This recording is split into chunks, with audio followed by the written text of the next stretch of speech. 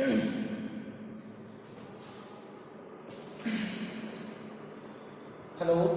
प्यारे विद्यार्थियों, Bhagwati PG college की ऑनलाइन क्लासेज में आपका स्वागत है। आज हम बीएससी फर्स्ट ईयर के अंतर्गत जो हमने लॉकडाउन से पहले टॉपिक छोड़े थे वहाँ से हम आगे स्टार्ट करेंगे। और उसके अंतर्गत हम जैसे ही बात करते हैं तो पिछले वीडियो में हम साइकोन जो कि एक जीनस है, वंश है, जो कि स्पंज की तरह होता है और इनके जो प्राणी होते हैं वो एक स्थानबद्ध होते हैं और स्थानबद्ध होने के साथ साथ ये कॉलोनी के रूप में पाए जाते हैं और भोजन के रूप में ये सूक्ष्म जीव प्रोटोजोआ डाइटम्स इनको क्या करते हैं, भोजन के रूप में ग्रहण करते हैं। और सामान्यतः अगर हम बात करते हैं तो इनमें जो जनन होता है वो अलैंगिक प्रकार से, अलैंगिक प्रकार में भी मुकुलन के द्वारा जनन इसके अंतर्गत पाया जाता है। और लैंगिक जनन के अंतर्गत अगर हम बात करते हैं तो इसमें लैंगिक प्रोसेस के हिसाब से, यानी कि जो शुक्राणु और अंडाणु दोनों का फॉर्मेशन होकर लैंगिक जनन की प्रोसेस में इसके अंतर्गत पाया जाता है। लेकिन इनमें जो परिवर्धन का जो प्रकार होता है वो एक प्रकार प्रत्यक्ष के नाम से अप्रत्यक्ष प्रकार का होता है, जिसके अंतर्गत लार्वा अवस्था पाई जाती है। लार्वा अवस्था पाई जाती है और उस लार्वा जो पाया जाता है उसका नाम है एम्फीब्लास्टुला।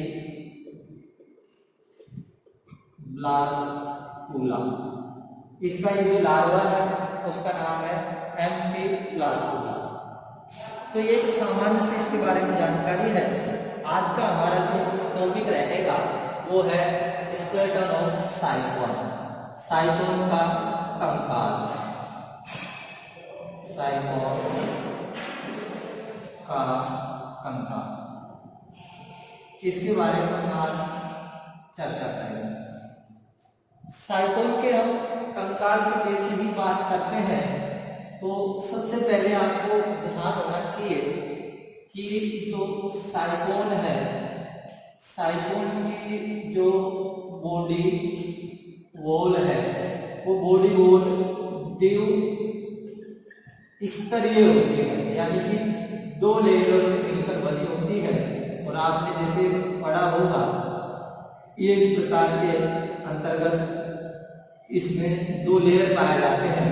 सबसे ये ऊपरी स्तर होता है, ऊपरी स्तर, और इस स्तर का नाम है पिनेकोडर। इसके अंतर्गत ये इस प्रकार से सेल्स कुछ मेसेंकाइम वगैरह भी पाए जाते हैं। इसको स्तर में काउंट नहीं किया जाता, लेकिन इसका भी नाम दिया गया है। और जो इस स्तर है, इस स्तर को मेसेंकाइम के नाम से जाना जाता है, मेसेंकाइम। और ये है आपके कोएनोडर।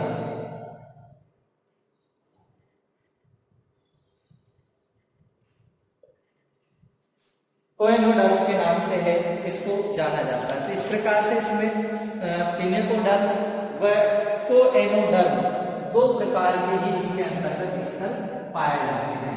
एक तो कौन सा है, पिनेकोडर, एक है कोएनोडर। ये दो ही स्तर इसके अंतर्गत पाए जाते हैं।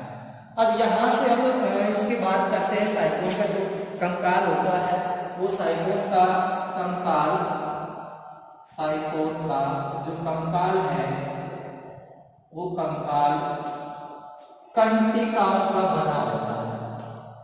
किसका बना होता है, कंटिकाएं होती है और इन कंटिकाओं को स्पिक्यूल्स के नाम से जाना जाता है। स्पिक्यूल्स यानी कि कंटिकाओं से मिलकर इसका क्या है, कंकाल है वो बना होता है। और ये जो कंटिकाएं होती है, ये कंटिकाएं हैं ये कंटिकाएं जो कौन सा है, पिनेकोडर्म। तो इसका जो लेयर है उसका नाम है पिनेकोडर्म, जो कि क्या है, ऊपरी स्तर है, या इसको एपिडर्मिस के नाम से भी जाना जाता है। और इसके जो मध्य है, ये कंटिकाएं पिनेकोडर्म के नीचे, पिनेकोडर्म के नीचे मेसेनकाइमा, मेसेनकाइमा जो स्तर होता है उस मेसेनकाइमा स्तर में धसी रहती है। और ये कंटिकाएं फिर यहाँ से बाहर ही निकली रहती है। यानी कि कहने का मतलब क्या है, पिनेकोडर्म में इससे तो क्या है, इनका निर्माण होता है। किसका निर्माण होता है, कंटिकाओं का निर्माण होता है। फिर ये धसी किसमें रहती है, ये जो मध्य स्तर है मेसेनकाइमा, इसके अंतर्गत धसी हुई रहती है। और यहाँ से फिर ये पिनेकोडर्म से होकर ये बाहर निकली हुई रहती है। इस प्रकार से इसका क्या है, जो कंकाल है वो बना हुआ होता है। साथ ही अगर हम बात करते हैं तो ये जो कंटिकाएं होती है, कंटिकाएं जिसे स्पिक्यूल के नाम से जानते हैं, ये कंटिकाएं CaCO3 कैल्शियम कार्बोनेट की क्या होती है, बनी हुई होती है। ये इनकी विशेषताएं होती है। साथ ही अगर हम बात करते हैं तो कंटिकाएं जो होती है ये साइकोन के शरीर को, कंटिकाएं साइकोन के शरीर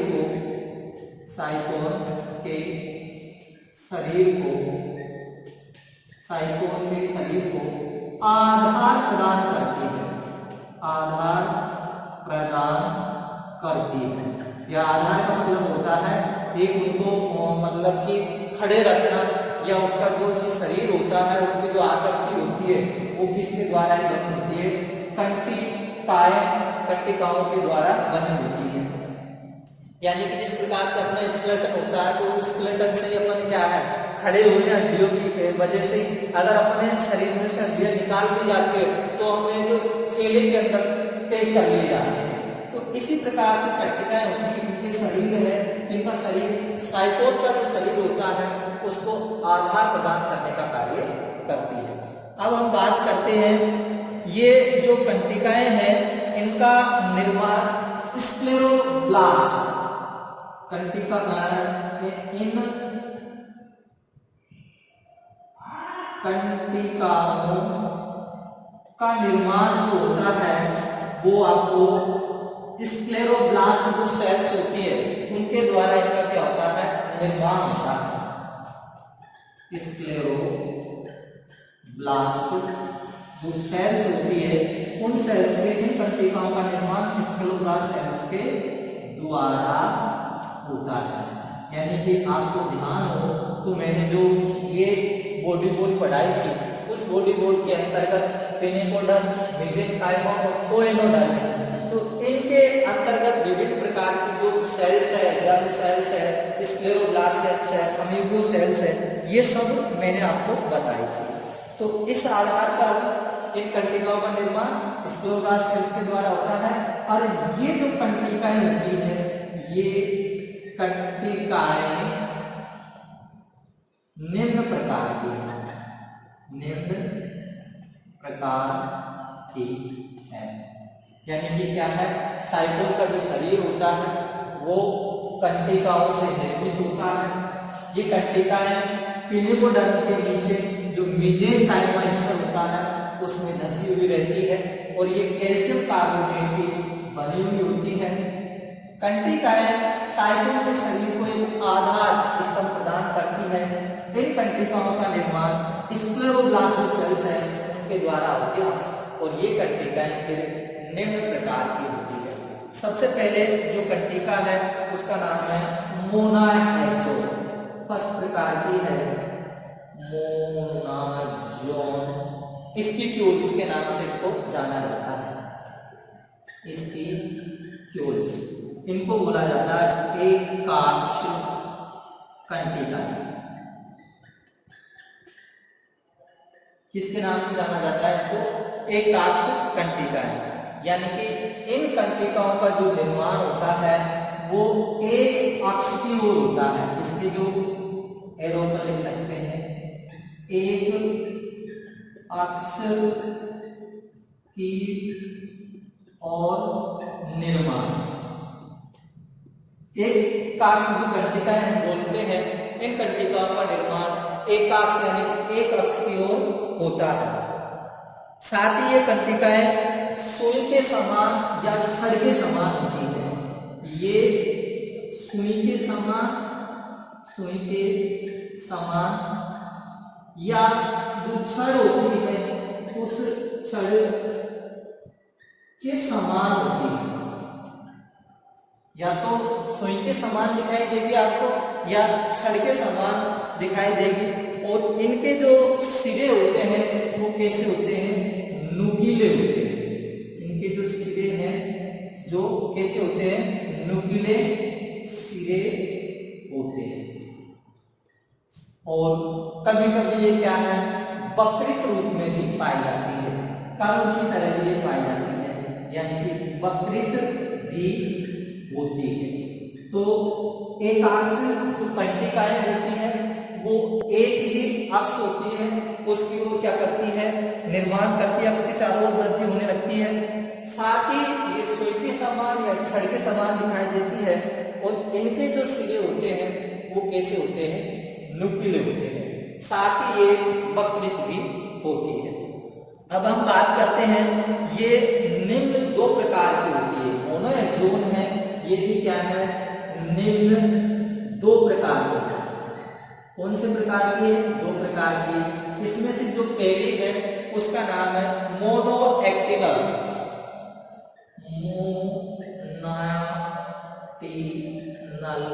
या इसका जो दूसरा नाम है वो है मोनाजोन स्पीक्यूल्स। यानी कि इनको बोला जाता है एक अरीय। इसका नाम है एक अरीय, या इनको बोला जाता है एक अक्षीय, या चापन कह सकते हैं एकाक्षी कंटिका। इन नाम से इनको जाना जाता है, एक अरीय या एकाक्षी कंटिका। अब ध्यान देंगे, इन प्रकार की जो कंटिकाएं हैं मोनोएक्टिनल या मोनोएक्सोन, जिन्हें एक अरीय, ये केवल एक ही दिशा में क्या करती है? वृद्धि करती है। तो इनके जो कैरेक्टर है मैं यहां लिख सकता हूं, केवल एक ही दिशा में वृद्धि करती है। ये इनकी क्या है? विशेषताएं होती है। और ये निडल या सुई के समान होती है। और इनकी जो स्ट्रक्चर होती है वो इस प्रकार से होती है। ये इनको मोनोएक्सोनल स्पीक्यूल्स के नाम से जाना जाता है। अब हम इसमें आगे की ओर जैसे ही बढ़ते हैं तो आगे हमारा जो दूसरा आता है उसका नाम है डाइएक्टिनल या मोनोएक्सोनल स्पीक्यूल्स।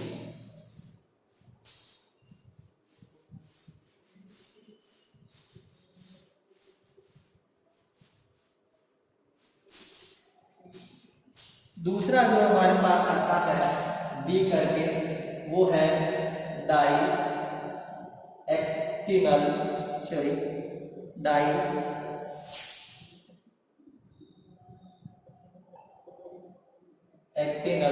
या इनका जो दूसरा नाम है डाइएक्टिनल मोनोएक्सोनल स्पीक्यूल्स। इनको हम द्विअरीय के नाम से भी अपन जान सकते हैं।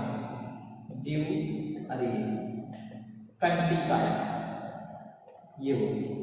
और इन कंटिकाओं की जो विशेषताएं हैं ये क्या होती है? ये दोनों दिशाओं में क्या करती है? ग्रोथ करती है। यानी कि यहां से ये होती है डायरेक्ट, दोनों दिशाओं की ओर क्या करती है? ये ग्रोथ करती है। कभी कभी ये क्या है? वक्रित के इस फॉर्म में ये पाई जाती है। आपको यहाँ इस फॉर्म के अंतर्गत ये पाई जाएगी। इस प्रकार से ये पाई जाती है। तो एक्टिनल हो गया, वी हो गया। अब यहां पर देखेंगे सी, और सी का जो नाम दिया गया है उसका नाम है ट्राइएक्सोन स्पिक्यूल्स, ट्राइएक्सोन स्पिक्यूल्स। त्रिअरीय कंटिकाओं के नाम से इनको जाना जाता है, त्रिअरीय कंटिकाएं। ये जो कंटिकाएं होती है इनके अंतर्गत जो ग्रोथ पाई जाती है वो अक्ष से 3 दिशाओं की ओर होती है।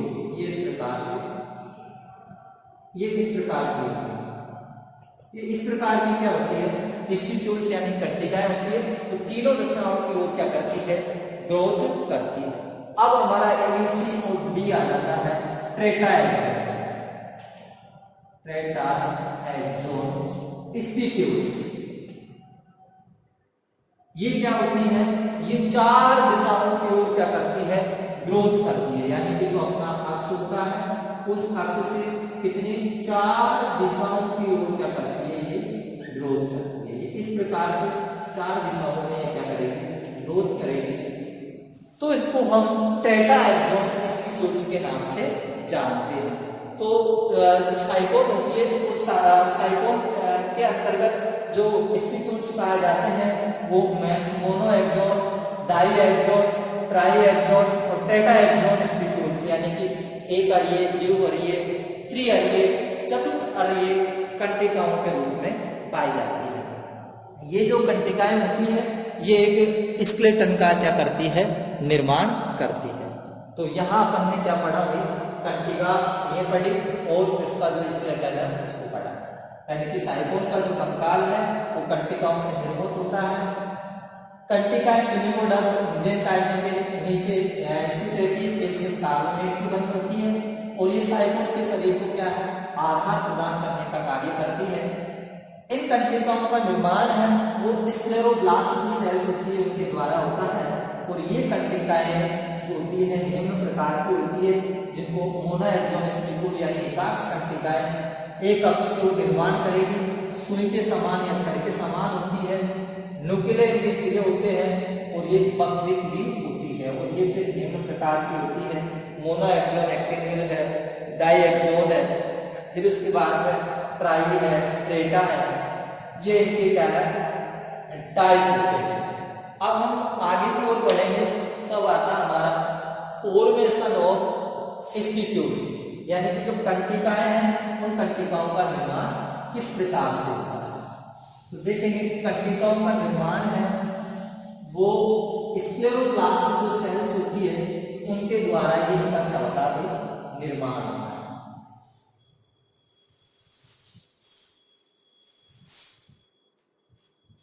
फॉर्मेशन ऑफ स्पिक्यूल्स,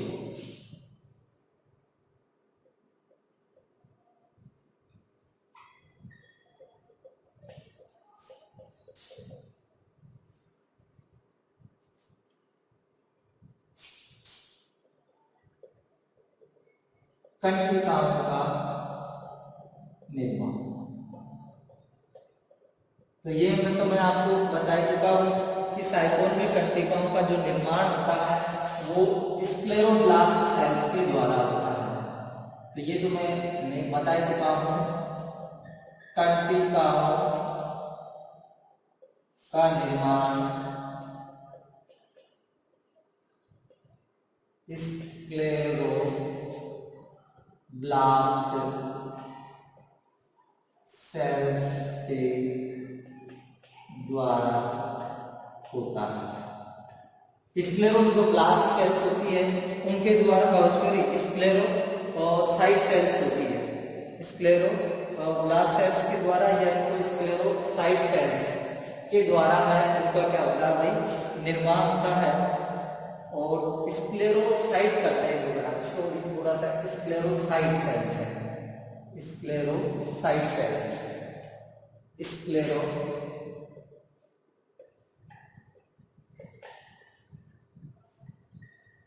स्क्लेरोसाइट सेल्स कर लेना। स्क्लेरोसाइट सेल्स होती है उनके द्वारा क्या होता है, कंटिकाओं का निर्माण होता है।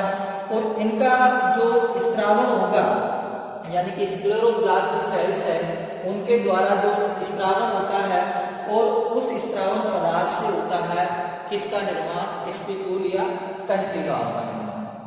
स्क्लेरोप्लास्ट जो सेल है इनसे एक पदार्थ का स्त्रावन होता है और उस पदार्थ का जो स्त्रावन होता है उस पदार्थ के स्त्रावन से स्पिक्यूल्स यानी कि कंटिकाओं का क्या होता है भाई, निर्माण होता है।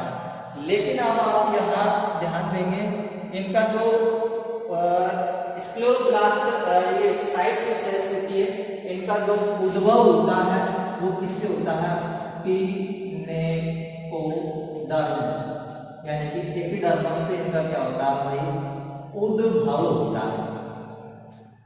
अब यहाँ पर जो उद्भव जैसे हो जाएगा तो ये फिर मेसेनकाइमा के अंतर्गत चली जाती है। कंटिकाओं का जो निर्माण होगा वो एक कंटिका कोरक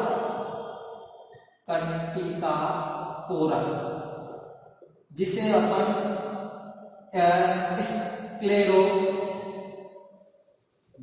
के नाम से जानते हैं, यानी कि कंटिका कोरक स्क्लेरो जो ब्लास्ट है उसके नाम से हम जानेंगे। ये इस प्रकार से इसके अंतर्गत ये जो पाया जाएगा इसका नाम है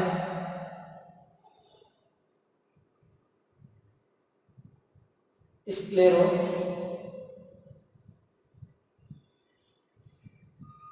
ये फिर कोशिकाएं हैं इधर आ जाएंगे। अब इसको हम कहेंगे स्क्लेरो ब्लास्ट, जो कि एक स्क्लेरोसाइट सेल्स होता है उसका क्या होता है, जीव द्रव्य होता है। ये जो जीव द्रव्य होता है इसको बोलते हैं जीव द्रव्य प्रोटोप्लाज्म, यानी कि स्क्लेरोप्लास्ट का जो जीव द्रव्य होता है वो इकट्ठा होकर एक किसका निर्माण करता है, अक्ष का निर्माण करता है। और इस जीव द्रव्य की थोड़ी प्रवृत्ति क्या होती है, इसमें कैल्शियम कार्बोनेट होता है वो पाया जाता है। अब ये जीव द्रव्य इकट्ठा होकर एक अक्ष का जिसको निर्माण करता है, और ये अक्ष थोड़ा क्या होता है, टाइट होता है, कैल्शियम कार्बोनेट इसके अंतर्गत होता है। अब ये जैसे ही इस अक्ष का निर्माण होता है तो इस अक्ष की ओर दो प्रकार की जो सेल्स होती है उनका निर्माण होता है। एक तो सेल्स इसके अंतर्गत पाई जाती है उस सेल्स का नाम है थिकनर सेल्स। ये जो सेल्स इसके अंतर्गत पाई जाएगी इसका नाम है थिकनर सेल्स, जिसको प्रगाढ़ कोशिका के नाम से जाना जाता है, प्रगाढ़ कोशिका के नाम से। और ये जो सेल्स पाई जाएगी इसका नाम है फाउंडर सेल, इसका नाम होता है फाउंडर सेल, फाउंडर सेल्स। इसको संस्थापक कोशिका के नाम से जाना जाता है।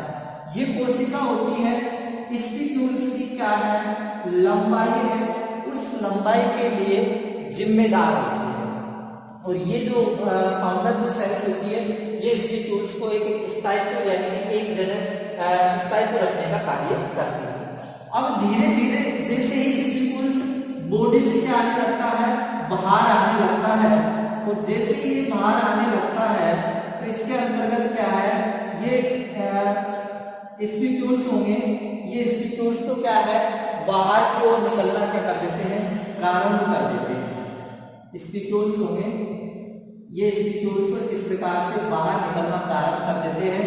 ये जो फाउंडर सेल्स होती है ये यहीं पर रहती है, और ये जो थिकनर सेल्स होती है ये इसका स्क्लेरोब्लास्ट है, इसके अंतर्गत आ जाती है। तो इस प्रकार से इनके अंतर्गत स्पिक्यूल है उसका क्या होता है, फॉर्मेशन होता है। एक बार दोबारा अच्छी तरीके से देख लेंगे कि जो कंटिकाओं का निर्माण होता है उन कंटिकाओं का निर्माण स्क्लेरोप्लास्ट जो स्क्लेरोसाइट जो सेल्स होती है उनके द्वारा होता है। स्क्लेरोसाइट जो सेल्स से स्त्रावन पदार्थ होता है वो स्त्रावन पदार्थ एक कठोर एवं गाढ़ा होता है, जिसके कारण स्पिक्यूल्स का क्या होता है, निर्माण होता है। इस कठोर एवं गाढ़े जो पदार्थ है इसको कठोर एवं जो गाढ़ा पदार्थ है उससे स्पिक्यूल्स का निर्माण होता है। साथ ही जो स्क्लेरोसाइट सेल्स होता है उसका जो प्रोटोप्लाज्म होता है उसको हम स्क्लेरोब्लास्ट के नाम से जाना जाता है, जिससे मतलब क्या बोलते हैं, कंटिका कोरक। ये कंटिका कोरक क्या होता है, एक अक्ष मतलब अक्ष का निर्माण करता है और उस अक्ष की ओर दो प्रकार की कोशिकाओं का निर्माण होता है। एक तो थिकनर सेल्स होती है, एक फाउंडर सेल्स होती है। थिकनर सेल्स होती है ये लंबाई के लिए जिम्मेदार होती है। फाउंडर जो सेल्स होती है इसको ऐसे कैसे स्थायित्व रखती रहती है। फिर ये स्क्लेरोब्लास्ट यानी कि जीव द्रव्य से बाहर निकल के और ये लिपोड्रम से बाहर निकल के बॉडी से बाहर आ जाता है, जिसे स्पिक्यूल्स या अपन कंटिका नाम दे देते हैं, उनका क्या फॉर्मेशन हो जाता है।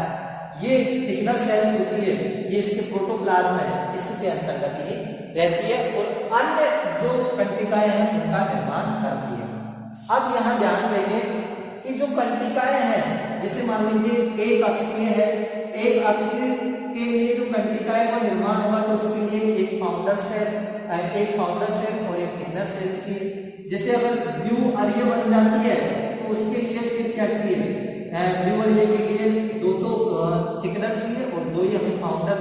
त्रि के लिए तीन हमें क्या चाहिए, थिकनर सेल चाहिए और तीन ही हमें क्या है, फाउंडर सेल चाहिए। यानी कि जितनी अरीय कंटिका होगी उन अरीय कंटिकाओं के अंतर्गत एक थिकनर सेल और एक फाउंडर सेल, दोनों सेल से क्या होती है, प्रेजेंट होती है। तो इस प्रकार से क्या है भाई, जो साइटोन है उस साइटोन का जो कंकाल है वो बना हुआ होता है और वो किसके द्वारा बना होता है, कंटिकाओं के द्वारा बना होता है। अब हम आगे की ओर जैसे अगर हम बात करेंगे तो आगे अब हमारा आता है reproduction in साइटोन।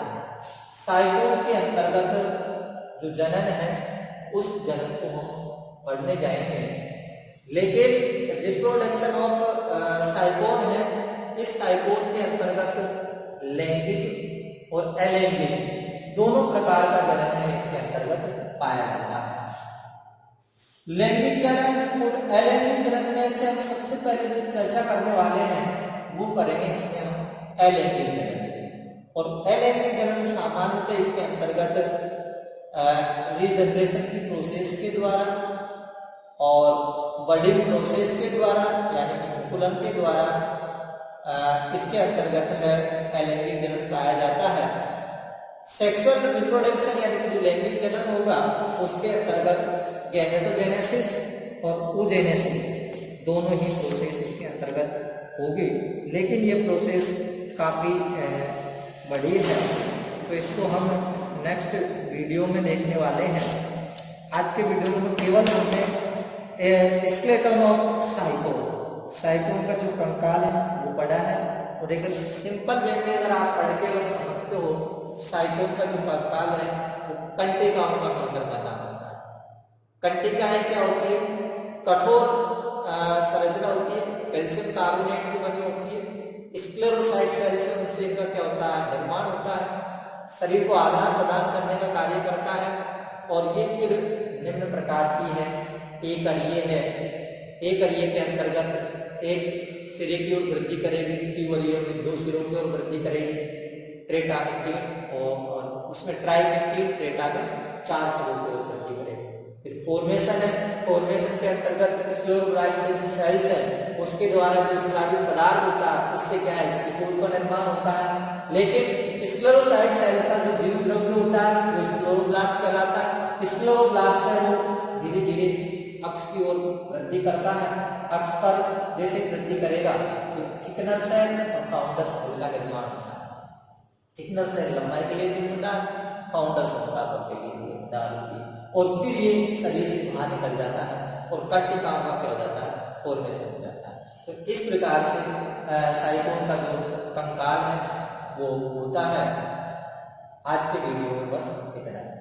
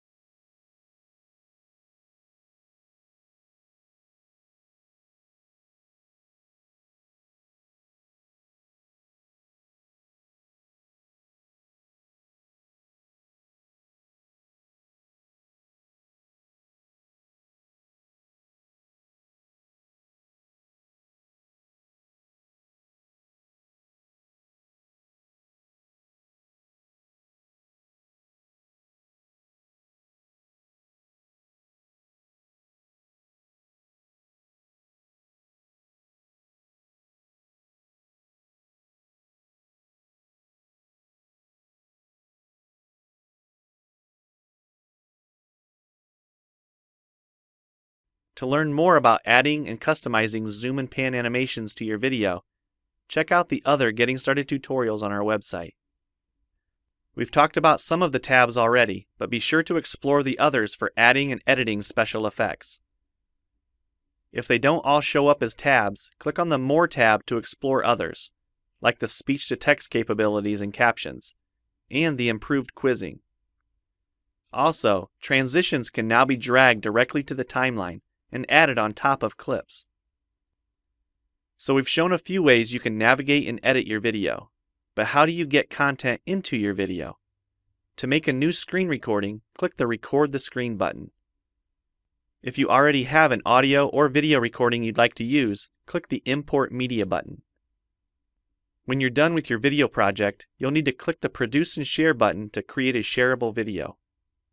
Expand this menu to see a variety of presets. We have a new video player that plays back your MP4 video and includes other interactive features like table of contents, closed captions, quizzes, and even hotspots. These features are available when hosting your video on TechSmithScreencast.com or the video and player on your own web server. This player provides playback on multiple devices with just one video, whether it's a phone, tablet, laptop, or desktop computer. Well, it's time for you to try Camtasia Studio for yourself using the content on the timeline, or better yet, create your own. We have lots of free tutorials on our website, and I recommend you begin with the Getting Started series. Also, the help file inside Camtasia Studio tells you how to use each of the Camtasia Studio features and applications. One last thing, if you ever want to open this Getting Started project again to view or practice with, use this link here. Thanks for watching, and we hope you enjoy Camtasia Studio.